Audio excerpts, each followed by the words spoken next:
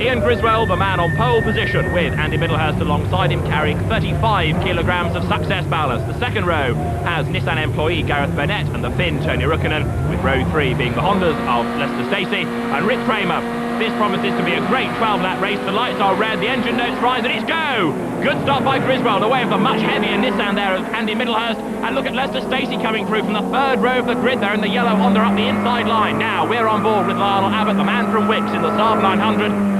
A relatively slow start from Lionel Abbott, who qualified 7th quickest, and a big spin there from Rick Kramer. Somehow they all managed to avoid him, except for Alistair Inglis, that is. The Scottish Citroën dealer flies off into the cornfield, and that's going to drop him way down the order. So the cars turn their way through Sear for the first time, and it's Honda's first and second. Third is Andy Middlehurst in the Nissan, and look at them, Middlehurst trying to go between the pair of them. It's a case of Andy in Hondaland as they go down towards the S's, because Lester Stacey leads for Honda, and now Middlehurst gets ahead of Griswold, heading into the S's this time. Ian Griswold trying to come back at them on the inside. Can he do it? Yes, he can! Staying right with Middlehurst, but he's now got the outside line for the second part of the S's, and it's the curve-hopping Stacey who leads. Middlehurst goes second, down to third, slips the insurance company director Griswold. Fourth is Burnett, and we're on board with Tony Rukkinen, who gets very sideways. Look at that, lots of arm twirling inside the Honda. And the young Finn, more or less, sorts it out now from the bomb hole. On towards Coram Curve he goes. Trying not to let the top four get too far away. He's sideways again. It goes left, it goes right, it goes left, it goes right, it goes all the way round for Tony Rukkinen. And now he's in the gravel bed, and that is as far as he's going. Tony Rukkinen has thrown it away on the first lap of the race, and that really is a disaster for him. So, across the line they come to complete lap 1. It's Lester Stacey, the man who won at Croft, in the lead, with double winner Andy Middlehurst. He scored wins at Alton Park and at Silverstone, right up behind him, and we're on board now with the Nissan dealer who comes from St Helens in Lancashire. Stacey, the Staffordshire driver in the yellow Honda Integra, are up front, and look at the way that Middlehurst is really chasing him now. Honda from Nissan first and second, Honda from Nissan third and fourth, because Ian Griswold is just fending off Gareth Burnett as they now make their way down towards the S's. Heading then into the left and right-handers, but look at the way that Andy Middlehurst is trying to get a toe off Lester Stacey's car. Now he goes for the inside line as they turn into the corner. Can he go through? Yes, he can! Andy Middlehurst goes through, up into the lead. So, despite the extra 35 kilograms of ballast due to the successful way Middlehurst has been going this year, he is up front, having pulled off a demon manoeuvre there to get past Lester Stacey. Stacey in turn trying to fight back. Too quick though into the bomb hole, over the curve, onto the grass. Oh dear, oh dear. Lester Stacey, who is certainly a gung-ho driver, proving the point there, but sadly he's lost a bit too much time.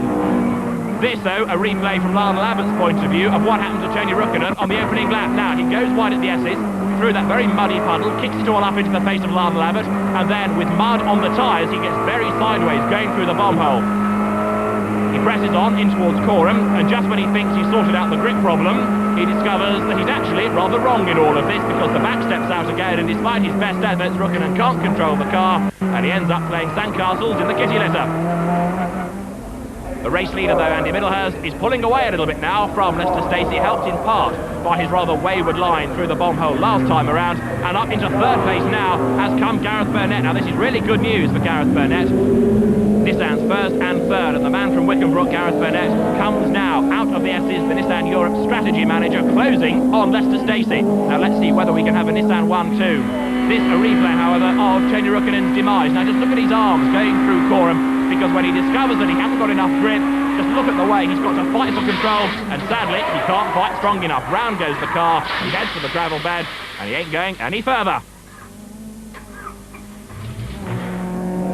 So, one of the leading runners out of the race, and look at the way that Gareth Burnett in the red, white and blue Nissan Primera is really going for it now. They've all bunched up courtesy of the safety car coming out to remove Rukkinen's car from the gravel, and as they now turn through the S's, Burnett goes through, up into second place.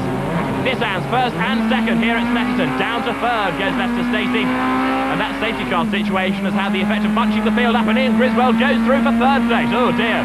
Now remember, Lester Stacey led on the opening lap of the race, and now he's fourth. This really isn't in the plot. The two Honda Integras then, nose to tail for third and fourth places, coming down towards Russell. And let's see this time whether or not Stacey can fight back. The answer is no. The curb-bobbing Griswold turns through in third place. The former European barefoot water ski champion fending off the very successful stock car racer Lester Stacey, as now they turn their way past the pits. The insurance company director Ian Griswold fending off Lester Stacey.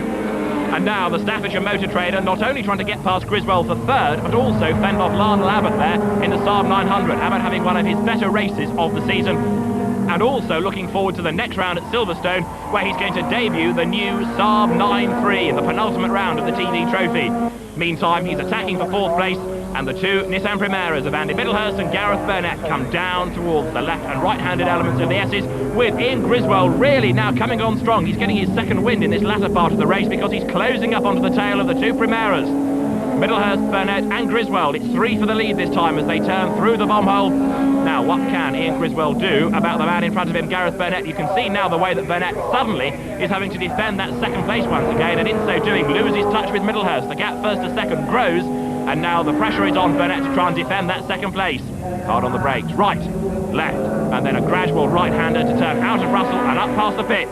Andy Middlehurst, Gareth Burnett, and then a rather suddenly slowing Ian Griswold. Now, did he miss a gear? Let's see. Ian Griswold's Honda Integra suddenly loses touch with Gareth Burnett. Past the pits they go. Now, where is he? Where's Griswold? The car crawling past the pits, the yellow flag being waved. That means the car is about to pull off the circuit, and it looks as though Ian Griswold's race has come to a very sorry end. Yes, it has. Despite the fact that he's already set the fastest lap and a new lap record in the process, it looks as though that is the end of Griswold's race. And by the sign language, it's a gearbox problem. He trudges away from the car, and that is a very poor reward for a great drive by Ian Griswold. Pole position, a lap record, but no finish here at Snetterton. So, the two leaders, nose to tail, almost side by side into the final corner. Middlehurst way up onto two wheels, clobbering the curb. Up towards the line, Gareth Burnett right in touch with Middlehurst, but that yellow flag is going to deny him any chance of overtaking, as up to the checkered flag they come. Andy Middlehurst it is who wins here at Snetterton, with Gareth Burnett coming home second. Third goes to Lester Stacey ahead of Lionel Abbott fourth. Alistair Inglis recovers for fifth, and Chris Osborne in the Astra rounds out the top 6.